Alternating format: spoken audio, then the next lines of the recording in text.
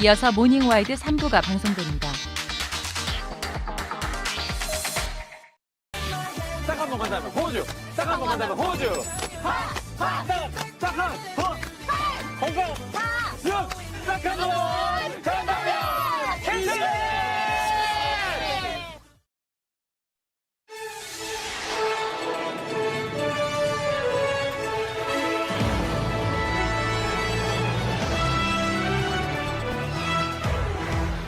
한 제빵 공장에서 20대 근로자 사망 사고가 발생한 지 8일 만에 또 안전사고가 발생했습니다. 시민들의 반발로 불매 운동이 벌어지고 있던 가운데 사고 소식이 알려지면서 후폭풍이 거세질 것으로 보이는데요. 자세한 소식 날에서 취재했습니다. 일어날 가능성이 희박한 상황을 빗대서 벼락 맞을 확률이다 이렇게 얘기하는데요. 이 벼락 맞을 확률보다 더 낮은 약 800만 분의 1의 확률을 노리는 사람들이 있습니다. 그런데 이런 사람들의 심리를 악용한 사기가 있어서 주의가 필요한데요. 어떤 내용인지 잠시 후 점플러스에서 확인해 보시죠.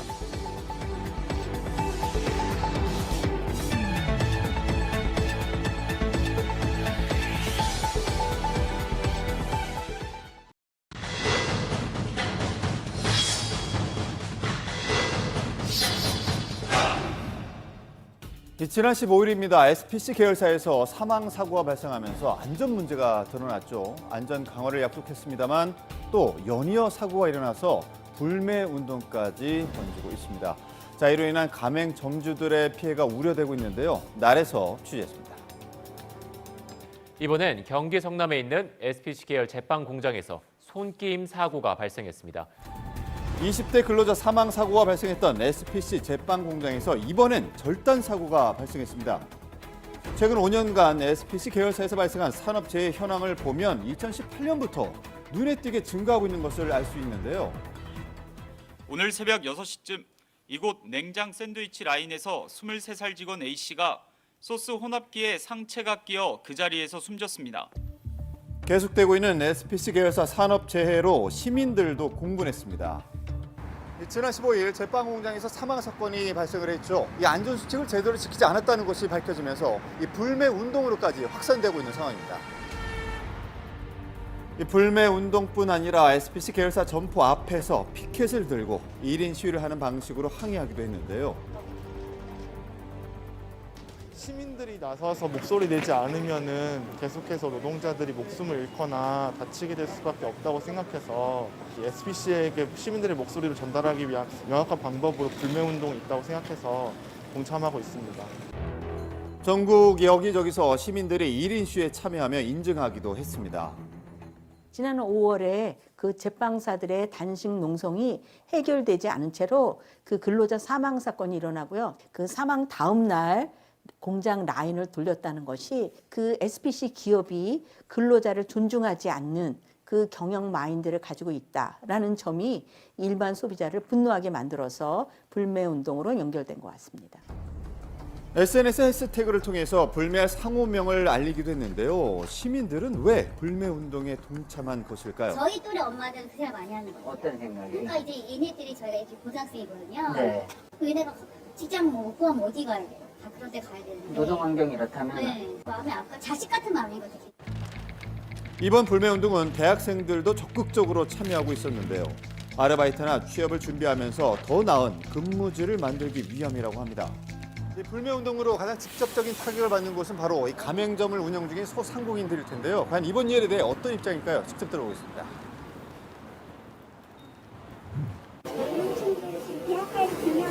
맞아요. 몇 퍼센트 정도 지금 그러면? 어? 네.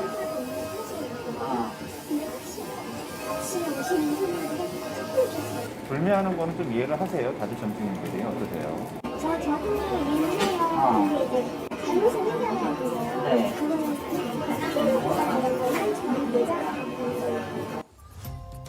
불매 운동 여파로 매출이 감소하거나 재고가 발생하는 점포들이 생겼습니다. 이렇게 현장을 확인해 보니까 벌써부터 자영업자들의 피해가 발생하고 있었는데요. 불매 운동이 커지면 운동하시는 분들은 본사가 타격이 있을 거라고 생각하시는데 직접적인 피해는 점주들이 피해를 보는 거거든요. 매출 손해는 일부분일 뿐이에요. 저희들은 이 사업을 하려고 3, 4억을 투자를 하신 분들이에요. 본사가 망하면 3, 4억을 다 날리는 거잖아요. 불매운동에 참여하는 시민들 이런 피해에 대해서는 어떻게 생각하고 있을까요? 그래도 그거에 대해서도 이제 SPC가 같이 짊어져야 되는 운명이 아닐까 싶기도 해요. 그것도 보상을 해줘야 네, 된다. 그것도 같이 보상을 해줘야 된다. 좀 더 정신 차렸으면 했은 바람에 어쩔 수 없는 상황인 것 같긴 해요. 머리 숙여 사과드립니다. 네, 이 과거 유명 치킨 브랜드의 회장이 파문을 일으키면서 불매운동이 일어났었죠. 이 경영진의 잘못으로 불매운동이 일어나면 해당 브랜드의 가맹점을 운영하는 자영업자들의 피해로 이어지게 되었습니다. 이 때문에 관련 법안이 개정되기도 했는데요. 이 가맹 사업 거래의 공정에 관한 법률이 개정되면서 이 배상받을 수 있게 된 것입니다. 자, 그런데 가맹점주들 이 법안을 통해서 배상받기 어렵다고 하는데요. 법률은 있습니다. 법률에서는 손해난 것만 보상하게 돼 있잖아요. 정확하게 피해를 얼마 받는지 계측하기도 어렵고요. 점주가 본사랑 싸울 수가 없어요. 매출 감소를 직접 증명하고 가맹본부에 배상을 요구하는 것 자체가 가맹점주들 입장에서는 쉽지 않다는 것입니다. 문제는 지금 이 법률은 기본적으로 어떤 개인이 임직원들의 일탈행위, 그러니까 오너 리스크로 인한 명예 하락에 좀 초점이 맞춰져 있다는 부분이 있고요. 이런 매출 하락에 실제로 이 위법 행위, 어떤 오너 리스크 때문에 발생한 것인지 그 손해 입증이 어렵기 때문에 이 법안이 지금 마련이 되어 있다고는 하나 실제로 가맹 사업주 분들이 실효적으로 이 법에 의해서 손해를 배상받기는 매우 어려운 실정입니다. 지난 21일 SPC 허영인 회장이 늦은 사과를 하면서 3년간 1,000억 원을 자금을 투자해 안전관리를 강화하겠다고 했지만 가맹점 피해에 대한 대책은 언급하지 않았습니다.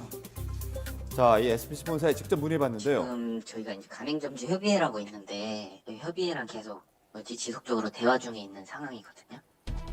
SPC 측이 보낸 서면 답변에 의하면 이번 불매운동으로 인한 피해를 최소화하고 대응책 마련을 위해서 가맹점들과 논의 중이라는 입장을 밝혔습니다.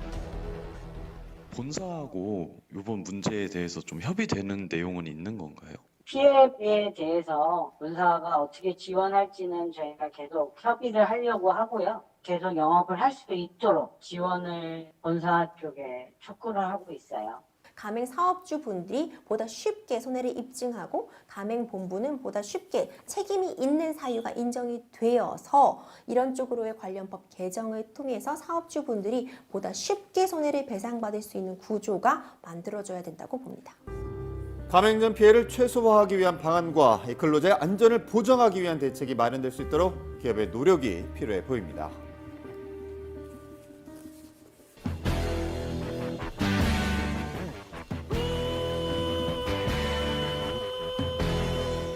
경찰에 신고해. 야, 무슨 내용으로 네가 나를 신고해? 하라고. 근데 왜 이렇게 욕을 해? 욕을 하기 만들잖아. 최근 심한 욕설에 시달리고 있다는 제보자.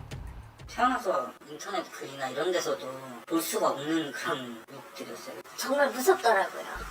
사건의 발단은 중고 안마의자였습니다. 어깨를 다쳤는데 그 전부터 뭐 안마의자니 뭐 이런 거 선선 많이 하길래 그거 가격을 보니까는 꽤 비싸요. 그러던 차에 중고나 이런 거 파는 센터? 의자 아주 싸게 나왔다. 우리도 그러면 중고를 한번 해볼까? 이제 이렇게 된 거죠. 중고 거래 사이트의 새 상품보다 100만 원 정도 싸게 나온 안마의자를 보고 판매자에게 연락을 취하게 됐다고요. 그 주소를 이제 불러달라 전화를 해서 그러고서 출발을 했어요. 해서 갔는데 어떻게 연락도 없이 왔느냐 대뜸. 아니 아까 우리가 주소 불러주셨을 때 지금 출발합니다. 서울입니다. 1시간 정도 걸릴 거다. 도착한 장소 역시 당혹스럽긴 마찬가지였다고요. 가게도 아니고 창고도 아니고 편의점 같은 약간 그런 느낌인데 그 안마 의자하고 침대도 있어요. 근데 꽤 많아요. 그래서 랩으로 칭칭 묶여가지고 그래서 이상하다 이거.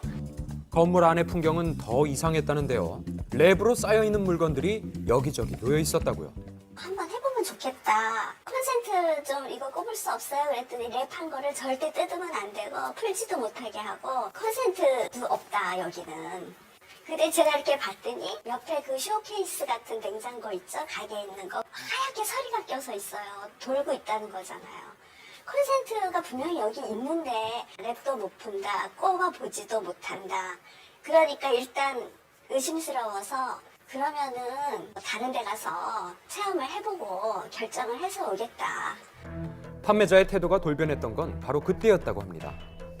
저는 이제 먼저 나와서 차에 탔고 남편이 뒤따라 나오는데 남편 뒤에다가 대고 사과를 하고 가라 나한테. 안 사고 그냥 간 거에 대한 사과를 하고 가라. 참 젊은 사람이 참 그렇다. 속으로 사과를 했대요. 미안합니다 이랬대요. 그러고서는 그냥 나왔어요. 나왔는데 이제 우린 잊었어요. 그리고 그런데 그날 저녁 판매자로부터 뜻밖의 메시지를 받았다는데요. 충격적인 내용에 경악을 금치 못했다고요. 입에 담기가 힘든 욕설이 담긴 문자들이었죠. 메시지 그 텍스트만 보고 진짜 너무 열받아가지고 문자를 보고 화가 났던 아들은 직접 판매자한테 연락을 했다고 합니다. 그런데 그냥 그딴 식으로 왔어? 무슨 소리라고 했네. 근데 왜 이렇게 욕을 해? 욕을 하기 만들잖아. 왜 그런지 모르겠어? 야 젊은 사람 붙잡아놓고 1시간 반 동안 얘기하는 게 맞아? 힘들다. 일을 빨리 그냥 덮어버리고 잊어버리고 싶은 게 더 컸는데 다음날 아침에 어떻게 하는지 저희 아버님 법정 사진을 글을 올리는 거예요. 판매자가 보낸 사진 속에 익숙한 장소, 다름 아닌 아버지의 회사였는데요. 욕이 담긴 문자와 전화, 그것도 모자라서 협박성 메시지까지 보낸 거죠. 내일 점심 지나서 갈게. 뭐 그냥 하는 게 아니라 진짜 오겠구나. 그때부터 갑자기 확 식은땀이 나고 불안한 거예요. 결국 경찰에 고소를 하고 아버지에 대한 신변 보호 요청을 했다고 합니다. 판매자는 대체 왜 이런 행동을 한 걸까? 해당 주소로 직접 찾아가 봤는데요. 도착한 곳에는 제보자의 말대로 편의점 하나가 있었습니다.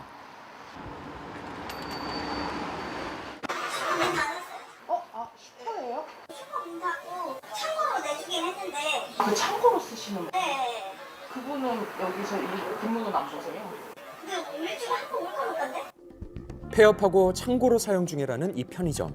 이곳에서 판매자를 만날 수는 없었는데요. 전화를 해보기로 했습니다. 여보세요? 네. 네, 부재용돈 전화드렸는데요. 아, 네, 안녕하세요. 저 창고라서 잘 안 가요, 제가. 그러니까요. 갑작스러운 제작진의 전화에도 당황한 기색 하나 없이 대화를 이어갔던 판매자. 직접 만나서 이야기를 듣고 싶다는 요청에도 흔쾌히 응했습니다. 이쪽 주장하는 거는 이 MSG가 많이 차이져 있다, 이 얘기예요. 저는 약속을 한 적이 없는데 약속을 하고 왔다. 온 출발한다고 말했다. 제보자가 약속을 하지 않고 멋대로 찾아왔다고 주장합니다. 그날 CCTV 영상도 보여줬는데요.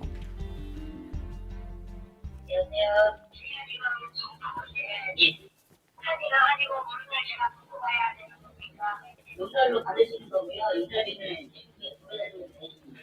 연락을 그렇게 해주면 제가 부채를 꺼내놓을 거예요.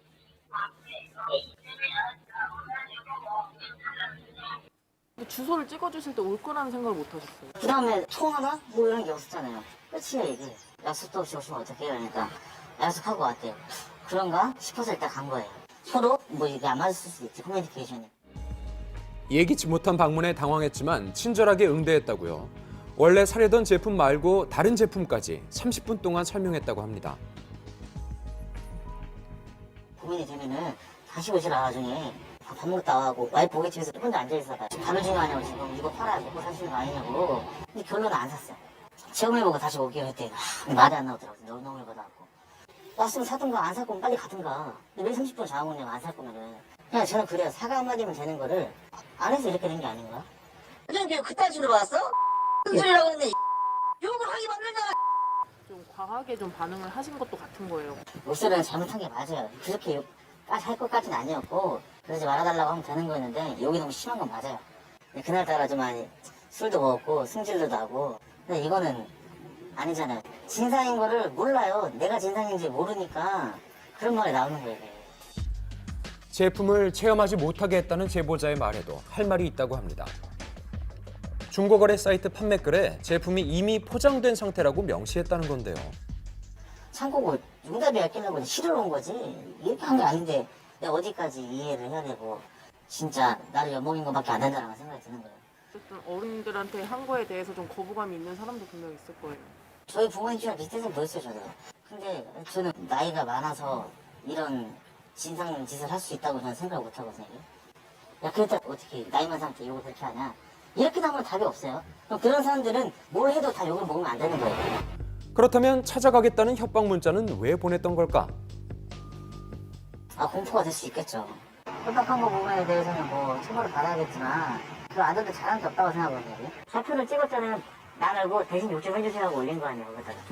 제보자가 온라인 커뮤니티에 올린 게시글 때문이라는데요. 이 때문에 정신적인 고통을 겪고 있다고 합니다. 후회는 전혀 안 되세요? 후회예요? 어떤 후회? 그렇게 욕하지 말고 그냥 다르게 뭐라고 해야 되지 않았었나. 근데 이제 뭐라고 했어야 된다 저는 생각을 해요. 이렇게 화를 참지 못하고 타인한테 욕을 했다면 법적 처벌을 받을 수 있을까요?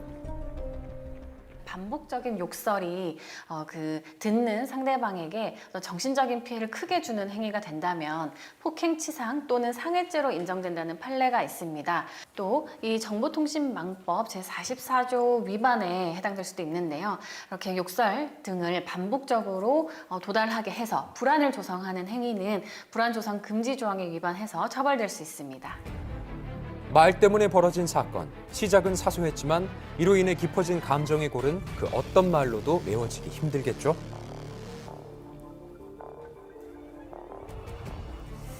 네, 양측의 입장을 들어보니까 갈등이 심하고 이게 쉽게 해결될 것 같아 보이지는 않는데요. 네. 이게 어떻게 보면 소통의 오류에서 발생한 일인데 안타깝네요. 맞습니다. 이유가 어찌됐든 거칠게 욕설을 했던 것만큼은 잘못된 행동이다. 이걸 판매자 스스로 인정하고 있는 상황이지만 이미 양측 모두 감정이 상한 상태여서 사과할 마음도 또 이 사과를 받아줄 마음도 없다고 합니다.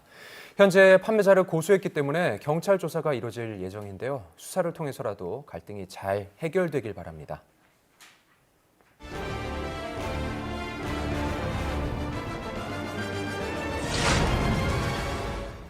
오늘 크게 벌어지는 일교차 주의하셔야겠습니다. 20도 가까이 벌어지는 곳도 있어서요.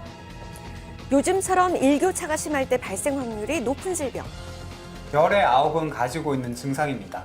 여성이 남성의 3배. 여성 신경질환이라 불리는 오늘의 질병. 머리가 망치로 때려 맞았듯이. 오늘의 코드네임. 코드네임. R 51. 두통. 두통입니다. 내 몸이 보내는 위험 사이렌 두통입니다. 두통은 뇌가 아픈 게 아니에요. 뇌는 그 자체가 통증을 못 느낍니다. 뇌 자체가 통증을 느끼는 게 아니고 뇌를 둘러싸고 있는 혈관, 신경, 근육 이런 것들이 자극을 받을 때 우리가 아프다고 느끼는 겁니다. 두통은 1차성 두통과 2차성 두통으로 나눠지는데요. 1차성 두통이라는 거는 뇌 안에 이상이 없는 겁니다. 2차성 두통은 원인이 있는 거예요.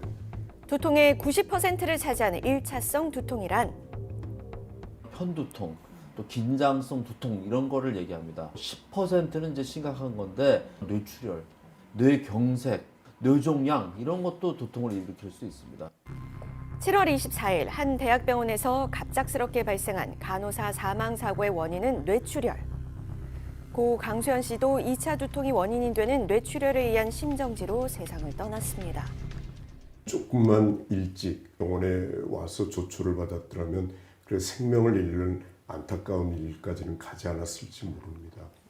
이런 뇌출혈은 발현 전 전초 증상이 나타나는데요. 도끼나 망치로 맞은 듯이 정말 죽을 듯이 아픈 두통. 20kg 물체로 내려치는 충격. 키나 50대 이상에서 갑자기 새롭게 두통이 생겼을 때, 그다음 그게 계속 지속적일 때, 특히나 특정 자세에서 앉았을 때만 또 누웠을 때만, 그다음에 한쪽 팔다리 힘이 없거나 눈이 좀 이상하게 잘 안 보이거나 말을 더듬거나 이럴 때, 이런 거는 이제 뇌출혈, 뇌종양, 뇌염, 뇌경색 이런 매우 위험한 뇌질환의 증상일 수 있는 거죠. 혈관에서 터진 피가 자극을 가해 두통을 일으키는데요. 뇌출혈 외에도 위험한 이 질병. 특히나 지주막하 출혈, 3명 중에 1명은 바로 즉사하고 이 질환이 더 무서운 점 중에 하나가 이 머릿속에 마치 시한폭탄이 언제 터질지 모르는데 가지고 있는 거랑 똑같습니다. 그래서 전조 증상이란 게 따로 없고 CT 촬영으로 발견이 가능한 지주막하 출혈. 혈관의 꽈리라든지 그러니까 혈관 기형 같은 위험한 시한폭탄을 우리가 먼저 찾아드리는 거가 1번이에요. 뇌종양도 MRA 검사를 통해 발견이 가능한데요. 요즘처럼 일교차가 큰 환절기에는 두통을 호소하며 병원을 찾는 사람들이 늘어난다고 합니다. 환절기와 두통, 어떤 관계일까요? 갑자기 추웠다 갑자기 더웠다 그러면 그 몸이 적응을 못 하잖아요. 이제 그런 것 때문에 비염도 잘 생길 거고 감기도 잘 생길 거고 혈관 적응도 떨어지니까 출혈이라든지 막힐 수 있는 거죠. 환절기 두통 환자 중에 제일 염려하는 분들이 수막염에 의한 두통 환자분들이에요. 3명 중 1명이 사망하는 뇌수막염, 주의점도 따로 있다고 하는데요. 뇌수막이란 건 말 그대로 뇌하고 척수를 감싸고 있는 수막, 이 막이 되는데요. 이 머리부터 해가지고 이 척추 아래로 내려가는 신경을 척수라고 하는데요. 이 뇌하고 척수 전체가 하나로 연결이 돼 있기 때문에 뭐 뇌수막에 염증이 생기면 이 염증이 타고 쭉 다 올라가기 때문에 머리 두통도 생기고 목도 아프고 허리도 아프고 이렇게 연결된 부위가 다 아플 수 있고 특히 뇌수막염의 경우에는 이 어린이들도 생길 수가 있습니다. 그래서 뭔가 내 아이가 갑자기 엄청 심각한 두통을 호소한다. 그럼 이게 뭐 몸살이거나 아니면 심한 감기 몸살이겠지 이렇게 하고 방치하시면 절대 안 됩니다. 중학생 때부터 극심한 두통을 겪고 있는 최수아 씨. 두통 때문에 집에서도 선글라스를 끼고 방에는 외부에서 들어오는 빛을 막기 위한 암막 커튼까지 있습니다. 외부 자극을 줄여야만 생활이 가능하다고 하는데요. 빛 공포증이 있어가지고 평소에도 이제 빛은 다 차단하고 생활하는 편이에요. 빛이나 또는 어떤 분들은 이제 레드와인 이런 것들을 뭐 마시거나 보거나 이제 자극을 받았을 때 그 자극으로 인해 가지고 이 편두통 증상이 이제 유발이 된다. 바로 1차성 두통 중 가장 많은 비율을 차지하고 있는 편두통을 겪고 있었는데요. 편두통은 흔히 이름 때문에 많은 분들이 오인을 하세요. 머리 반쪽이 아프면 편두통이다라고 하시는데 사실 편두통은 일상생활에 지장을 주는 아주 심각한 병이거든요. 우울증이나 이런 정신과적 질환으로 이어지는 경우도 상당히 많습니다. 편두통이란 단어의 뜻을 자세히 살펴보면 뇌신경 정신질환인데요.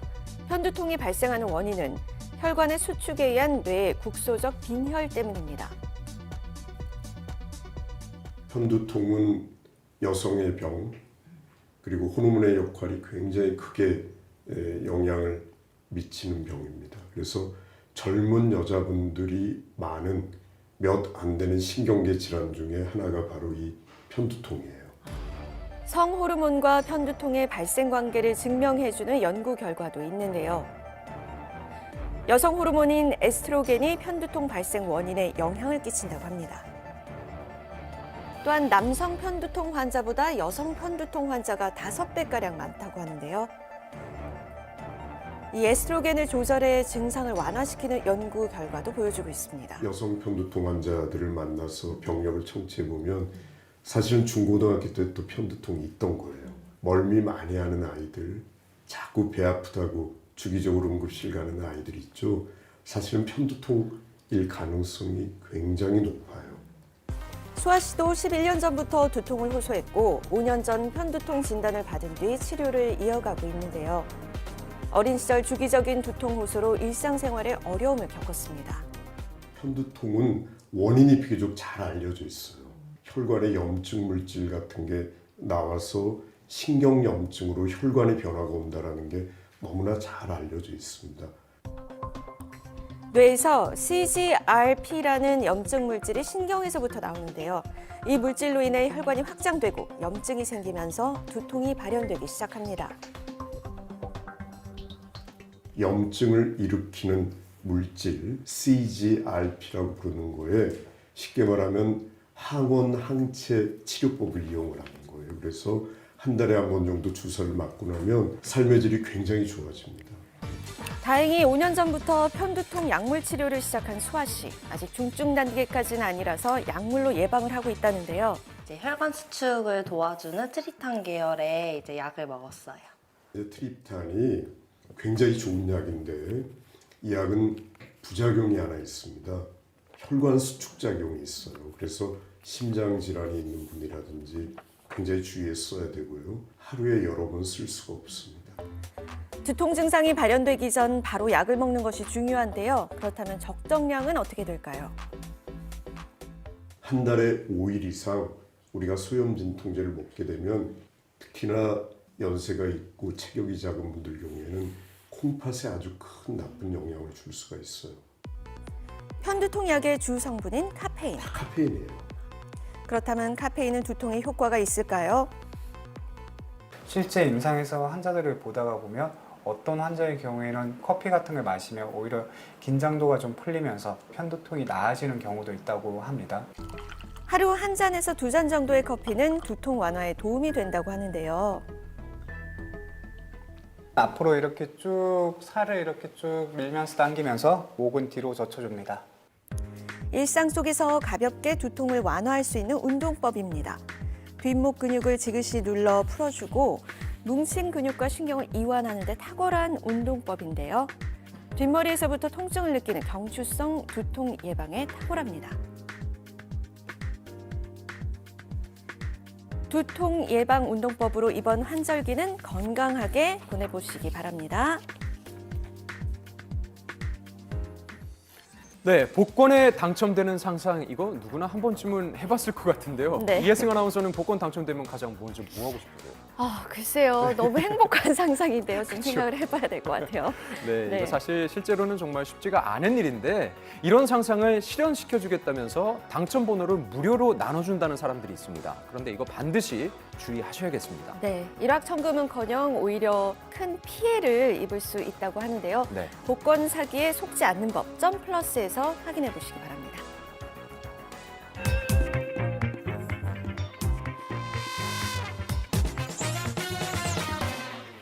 로또 추첨 첫 번째 행운의 숫자. 로또 1등에 당첨될 확률은 814만 분의 1 벼락을 맞을 확률이다라는.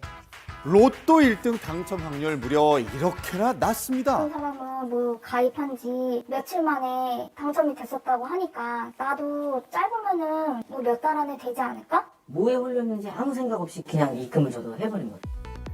복권 번호 무료 나눔의 모든 것 쩐플러스에서 알려드립니다. 매주 토요일 저녁 그녀가 가장 기다리던 시간이 있다는데요. 무려 3년간 희망과 절망 사이를 오고 갔다고 합니다. 5번, 2번, 27번이고요. 야, 나 이거 당첨되면 우리 뭐 하자, 뭐 하자, 뭐 할까? 이것도 할까? 저것도 할까? 그러면서 희망의 부푼 대화를 하다가 5,000원 내거나 당첨이 안 되잖아요. 그러면 에이씨 하면서 욕하면서 그냥 용지를 그냥 다 찢어버리거든요. 그럼 또 그래 뭐 다음 주는 될 수도 있겠지. 당첨될 거라는 희망, 누군가의 달콤한 말 때문이었다고 하는데요. 지금부터는 제가 안내해드리는 거는 1, 2등 고액 당첨을 높여드리는 마스터 등급으로요. 이거는 수수 인원만 한정적으로 운영이 되고 있어요. 좀 길게 좀 적금 두셨다 생각하시면 돼요. 로또 당첨 번호를 무료로 나눠준다는 이런 문자와 광고, 피해자도 이걸 보고 발을 들였다고 합니다. 너가 유료 회원으로 가입을 해야 우리가 조금 더 신경을 써줄 수 있으니 총 3년이요. 69만 9천 원이에요. 유료 회원율도 넘어간 이유는 실제로 존재한다는 당첨자들의 인증 때문이었습니다. 작년에는 1등이 15분 나오셨고 2등이 147명이 나왔어요. 근데 보통 1년에 한 160명 정도 빠진다 생각하시면은 물론 당첨이 빨리 올라가신 분도 있겠지만 좀 천천히 올라오신 분도 있어요. 근데 보통 2년 안에 이렇게 당첨을 받아볼 수 있다 그렇게 알고 계시면 돼요. 자, 이들의 말에 따르면 한 해만 무려 380억 원에 달하는 당첨 비용을 회원들에게 안겨줬다는 건데요. 내가 그냥 재미삼아서 로또 5,000원 자동으로 사면 당첨될 확률이 절대 없다. 그거 다 체계적인 분석으로 한 번호를 받아서 우리의 관리를 받아라. 특허받은 최첨단 시스템 AI가 추출하는 고정수, 제외수 등 특별한 기술로 둔갑한 로또 번호 예측. 자, 이게 정말 신빙성이 있는 기술일까요? 전문가에게 물어봤습니다. 로또 번호의 이제 추출은 사실 이전에 어떤 번호가 나왔었냐라는 정보를 입력하지 않습니다. 그렇죠. 이전에 나왔던 거는 전혀 무관하게 새롭게 리셋돼 가지고 다시 6개의 번호를 추출하기 때문에 1등 확률 814만 분의 1은 동일하게 됩니다. 사전에 많이 나왔다고 해서 이번에는 제외해야 된다. 혹은 반대로 사전에 많이 나왔으니 이번에 또 많이 나올 것이다. 뭐 한마디로 말씀드리면 다 상술에 불과한 거고요. 정말 그런 게 있다면 그분들이 왜 다른 사람에게 그걸 돈 주고 팔겠습니까? 본인이 하죠. 그렇죠. 하지만 사기를 의심하지 못했던 진짜 이유 따로 있었다고 합니다. 혹시라도 당첨이 안 되시면은 부가세만 빼고 회원님한테 이제 환불해 드리는 조건으로 저희가 진행되는 거예요. 당첨을 보장하지만 만약 안 되더라도 환불해주겠다는 약속. 과연 그들의 말은 진짜였을까요? 번호 받으면서요. 가장 높이 당첨됐던 거는 4등 한 분이었어요. 환불 받으셨어요? 아니요, 환불 못 받았어요. 10%를 제외한 60만 원 초반의 금액이 아니라 15만 원만 받을 수 있다라는 식으로 계속 주장을 하더라고요. 당첨되었던 4, 5등의 당첨 금액까지 공제를 하고, 그리고 문자를 보냈던 그런 회원 이용 관리 비용 이런 것도 다 공제를 했더라고요. 일확천금을 꿈꾸는 소비자의 심리를 이용한 예측 사기. 실제로는 속지 않을 것 같지만 매년 피해자는 꾸준히 늘고 있습니다. 인공지능 분석으로 복권 당첨 번호를 예측해주는 것처럼 속여 돈을 받아 챙긴 조직이 경찰에 적발됐습니다. 피해자 6만 4천여 명으로부터 607억 원을 편취한 혐의를 받고 있습니다. 이들이 AI 분석을 통해 예측했다고 광고한 복권 번호는 실제로는 조직원 5명이 임의로 조합한 번호에 불과한 것으로 드러났습니다. 비교적 소액의 피해지만 그 돈이 모여서 범죄자의 배를 불려주고 있는 건데요. 속지 않는 사람이 늘어날수록 사기 규모는 줄어든다는 점 잊지 말아야 합니다.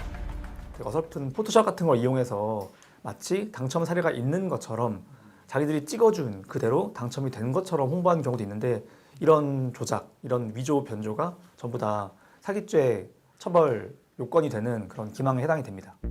가장 혹하는 당첨 인증. 조작일 가능성이 큰 것은 물론이고요. 당첨 번호는 절대 예측할 수가 없으니까 이런 유혹에 속으시면 안 되겠죠?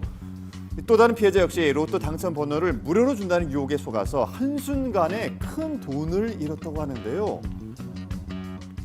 다 잃으신 거예요? 그쵸, 다 잃은 거예요. 얼마요? 1,800원. 1,800원. 과연 어떻게 된 일일까요?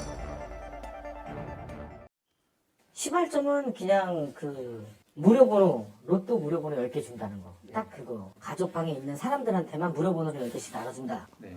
라고 해서 이제 가족방까지 들어가고, 그 다음에 이제 파업으로 회원가입을 한 거죠. 로또 번호를 받기 위해서 입장한 일명 가족방. 그 후엔 로또보다 쉽게 큰 돈을 얻을 수 있다는 복권 게임 사이트에 가입을 했는데요. 이 가족방 분위기 심상치 않았다고 합니다. 분위기가 거기 있는 사람들이 다 벌어갖고서 뭐 인증 다 하고, 뭐 500만 원 했는데 뭐 2,500만 원 벌었다. 뭐 300만 원 했는데 뭐 1,200만 원 벌었다. 뭐 누구는 뭐 2천만 원 했는데 뭐 1억 벌었다. 거기 있으니까 그런 분위기에 휩싸여가지고 나도 하면 벌 수 있을까? 전자복권 게임을 통해서 엄청난 수익을 봤다는 가족방 사람들의 인증. 지켜볼수록 혹할 수밖에 없었다고 합니다. 100% 맞는 건 아닌데 그래도 이제 뭐 한 60, 70% 정도를 맞히더라고요. 제가 한 2, 3주 정도 그거를 두고 봤거든요. 뭐에 홀렸는지 아무 생각 없이 그냥 돈이 수익을 나겠다라고 생각만 하고 그냥 입금을 저도 해버린 거예요. 그 회차마다 이제 본인들이 이제 이야기해 주는 대로 가라. 처음에는 한 3번, 4번 맞춰요. 복권의 마지막 숫자를 맞추는 단순한 홀짝 게임. 피해는 순식간이었습니다. 한 2, 3번 정도 이제 안 맞힌 다음에 한 1,500 정도 이제 금액이 남았을 때 1,590만 원을 이제 배팅을 하라고 했었어요. 준 번호가 이제 안 맞은 거죠. 그러고 나서 이제 전부 다 이제 이렇게 된 거예요. 한순간에 증발해버린 1,800만 원. 심지어 피해자가 가입한 사이트 진짜처럼 만든 가짜였습니다. 공식적인 홈페이지가 아니라 그리고 만드는 자기네들만의 그냥 사이트를 만들어 놨던 거더라고요. 이제 알고 보니까는.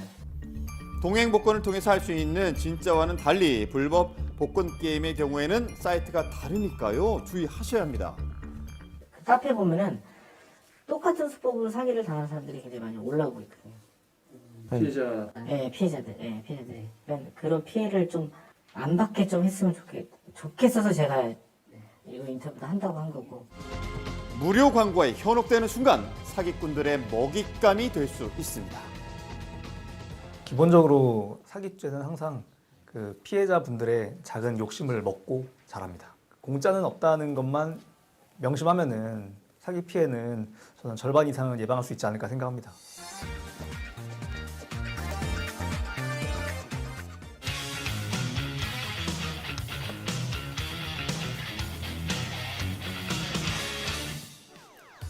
네, 연예뉴스 강경윤 기자와 함께합니다. 지난 주말에 영원한 피겨 퀸 김연아 씨와 그룹 포레스텔라의 멤버 고우림 씨의 결혼식이 있었죠. 네, 그렇습니다. 온 국민의 사랑을 받았던 만큼 예식과 웨딩드레스는 물론이고요. 하객 명단과 답례품, 축가, 신혼집까지 모든 것들이 화제를 모았습니다. 네. 자세한 소식은 화면으로 만나보시죠.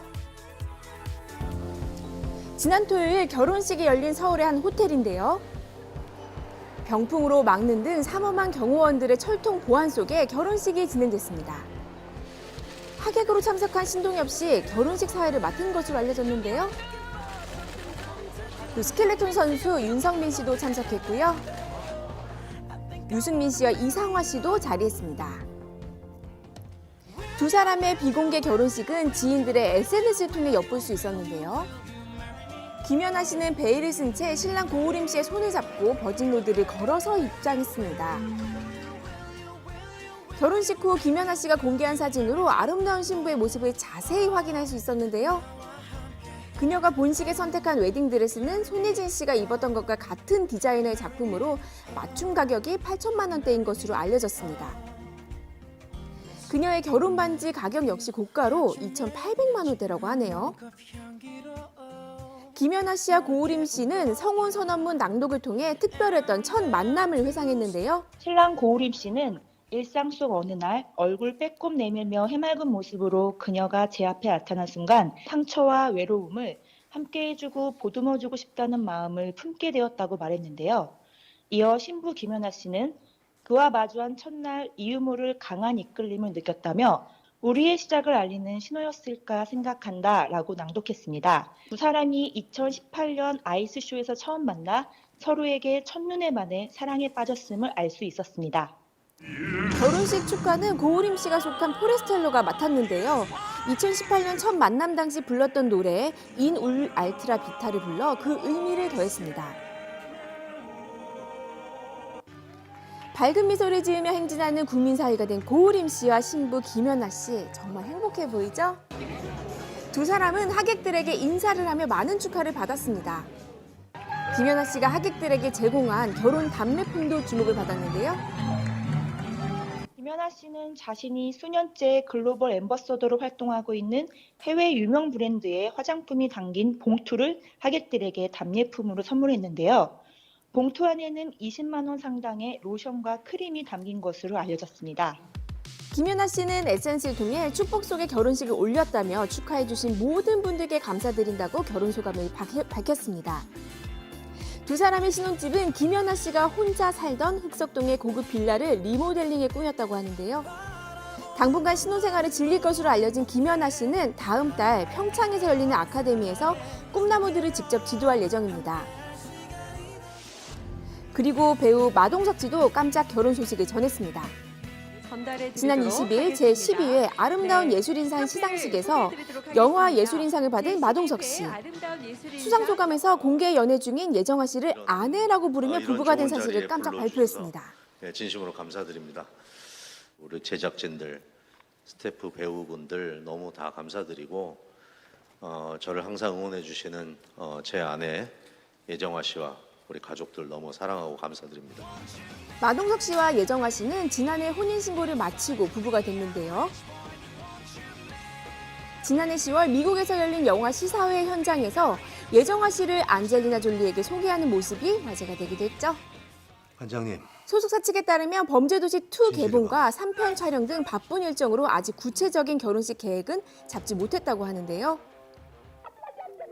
법적 부부가 된 마동석 씨와 예정아 씨 결혼 진심으로 축하드리고요. 결혼식 소식도 기다리고 있겠습니다.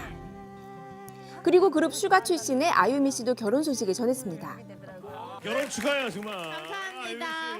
언제 어떻게 만나신 분이에요? 저희는 좀 6개월 정도 만나고 어머나. 조금 빠른 결심을 사랑이 한 빨리 발전이 됐는 모양이에요. 네. 남자가 되게 잘생겼어요? 네. 네, 오는 30일 2살 연상의 비연예인과 결혼식을 올리는데요. 최근 프로포즈 사진을 공개하며 결혼에 대한 설레는 마음을 전했습니다. 결혼이라는 새 출발을 한 스타들 다시 한번 축하드리겠습니다. 네, 축하합니다. 네, 이분들뿐만 아니라 지난주 SG 워너비의 멤버 김진호 씨도 장가를 갔고요. 또 배우 윤진희 씨도 4살 연하의 금융맨과 결혼식을 올렸습니다. 네, 올 10월에는 유난히 결혼 소식 많이 전해드리게 될 것 같은데요. 모두 행복한 가정 꾸리시길 바랍니다. 네, 강경윤 기자 오늘 소식 고맙습니다.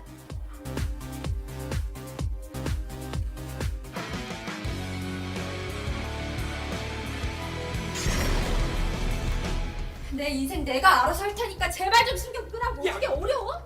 너 어디 아버지한테 언성을 높게? 야, 내가 너 그렇게 가르쳐서? 아버지와 심한 말다툼을 벌이고는 집을 나가 돌아오지 않고 있던 날. 얘 지금 몇 시인데 아직도 안 들어와 그래? 노심초사하고 있던 아버지에게 곧 믿기 어려운 일이 벌어집니다.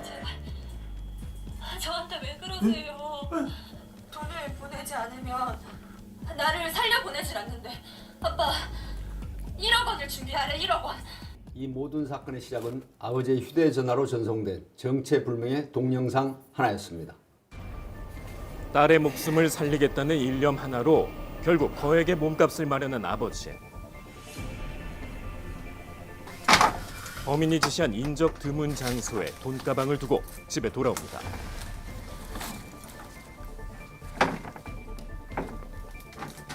하지만 곧 산산조각으로 깨져버린 희망. 당장 1억 원이라는 거액을 마련할 수 없어 5천만 원만 건넨 것이 그 원흉이었는데요. 납치된 딸은 돌아오지 않고 있었습니다. 돈이 모자라서 날 살려보내줄 수가 없대. 나머지 돈 절반도 다 이대로 보내야 영영 딸을 잃게 되는 건 아닐까. 아버지는 뒤늦게 경찰서로 달려갔습니다. 제발 저 좀 도와주세요. 무슨 일이세요? 딸아이가 납치된 지 벌써 하루의 시간이 흐른 상황. 지금 어디에 있는 것인지 살아있기는 한 것인지조차 확인할 방법이 없었습니다. 왜 진작에 경찰에 신고를 하지 않으셨습니까? 그랬다가 혹시 딸이 잘못될까 봐 무서워서 차마 말을 할 수가 없었습니다. 한 가지 이상했던 건 피해자와 그녀의 아버지가 경제적으로 여유롭지 않다는 점이었습니다. 대개 납치 대상을 물색할 때 몸값을 지불할 여력이 있는 부유한 사람을 노린다는 점으로 볼 때 1억 원이란 몸값을 건넬 여력이 없는 피해자 부녀를 대상으로 범행을 저지른 것이 납득하기 어려웠습니다. 그럼 혹시 따님과 최근에 갈등이 있던 사람은 없었습니까? 잘은 모르겠지만 집히는 게 한 가지 있습니다. 집히는 거요? 딸에게 심한 집착을 보였다는 전 남자친구. 내 얘기 아직 안 끝났어. 나는 더 할 말이 없어. 야, 너 다른 남자 생긴 거 맞잖아. 너 이거 피해망상이야. 알아? 피해자에게 원한을 가지고 있던 인물이 몸값을 노린 납치 범죄인 것처럼 위장해 보복하려고 했을 가능성이 제기된 상황. 피해자가 다른 남성과 만나고 있다며 병적으로 집착한 전 남자친구의 범행일까? 지금 저를 의심하시는 거예요? 하지만 전 남자친구의 주장은 달랐는데요. 되레 자신이 피해자라고 언성을 높입니다. 회사 동료와 부쩍 가까워졌다는 여자친구. 작은 의심이 점차 눈덩이처럼 불어났는데요. 그저 가까운 직장 동료일 뿐이라고 믿어보려 했지만 뭔가 미심쩍었습니다. 그러던 중 의심이 확신이 되고 말았는데요. 여자친구와 남성의 미래를 목격한 겁니다. 왜 아무 말도 못해? 아니라고 발뺌해야지. 그런 거 아니야. 이 사람 그냥 직장 동료야. 감정이 극으로 치달아 언쟁을 벌이던 중 급기야 몸싸움으로 번지게 됐다는 건데요. 한 여성을 사이에 둔 두 남성의 갈등이 끝내 돌이키지 못할 결과를 불러옵니다. 피해자 전 남자친구가 상대 남성으로부터 심한 폭행을 당한 끝에 한쪽 눈이 실명할 위기에 처하기까지 이르렀습니다. 합의금 1억 없으면 통밥 먹을 준비해라. 1억이요? 경찰이 주목한 건 납치범이 아버지에게 요구한 몸값 1억 원이 합의금과 동일한 액수라는 점이었습니다. 범인을 추적하기 위해 동분서주한 그 순간 아무도 예기치 못한 사건이 벌어졌습니다. 납치됐던 피해자가 노상에서 발견된 겁니다. 손과 발이 테이프로 결박된 피해자. 정황상 경찰의 수사망이 점차 좁혀오자 조급해진 범인이 버리고 간 듯했습니다. 피해자는 범인의 얼굴을 기억하고 있을까? 돌아온 피해자는 목숨에는 지장이 없는 상황이었지만 심각한 실어증 증세를 보이고 있었습니다. 그 피해자분 혹시 경황이 없으시겠지만 납치범 얼굴 기억나십니까? 유일한 사건 해결에 실마리가 사라진 상황. 그때 의미심장한 단서 하나가 입수됩니다. 원한에 의한 납치 사건이라는 기존의 추정을 모조리 뒤바꾸는 충격적인 정황 증거였습니다.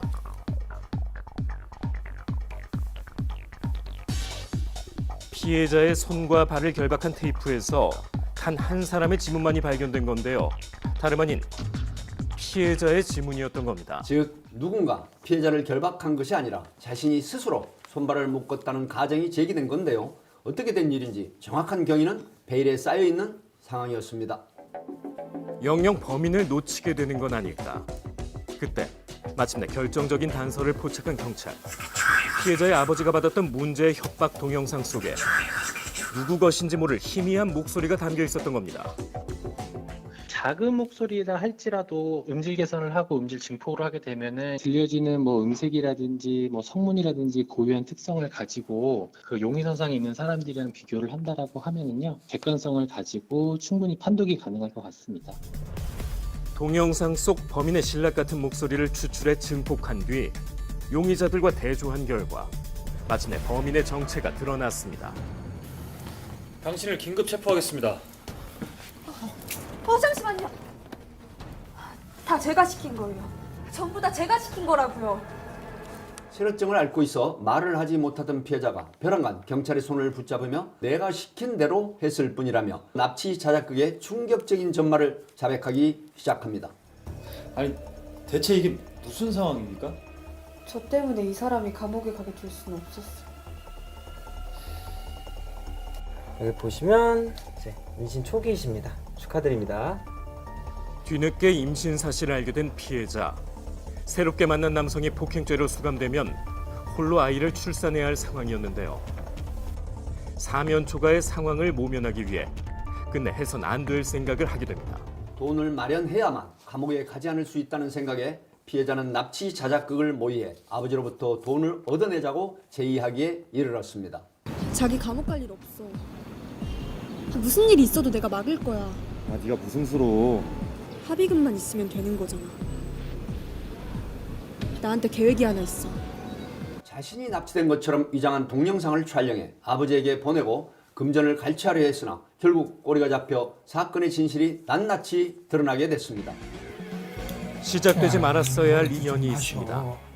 비틀리고 왜곡된 사랑에 눈이 멀어버린 두 사람에겐 자신들의 목숨과 양심마저도 치밀한 자작극을 위한 소품에 불과했습니다. 네, 단풍이 절정에 달했던 강원 산지에는 어제 많은 눈이 내렸습니다. 네. 올가을 첫 대설주의보까지 내려졌는데요. 이렇게 10월에 대설주의보가 발효된 건 17년 만이라고 합니다. 오늘도 전국적으로 바짝 추위가 이어지겠는데요. 서울의 아침 기온은 5도로 어제보다 기온이 떨어졌습니다. 네, 전국 대부분 지역이 평년보다 춥겠는데요. 한낮에도 15도를 조금 웃도는 정도라 종일 쌀쌀할 걸로 보입니다. 옷차림 따뜻하게 잘 하시고요. 요즘 맑은 날씨가 계속되면서 대기가 갈수록 건조해지고 있죠. 화재 사고 나지 않도록 주의하시기 바랍니다. 네, 오늘 즐거운 하루 보내시고요. 저희는 내일 다시 인사드리겠습니다. 고맙습니다. 여전히 자신 없지만 안녕히 저기 사라진 별의 자리 어스라이 하얀 빛 한동안은 꺼내볼 수 있을 거야. 아낌없이 반짝인 시간은 조금씩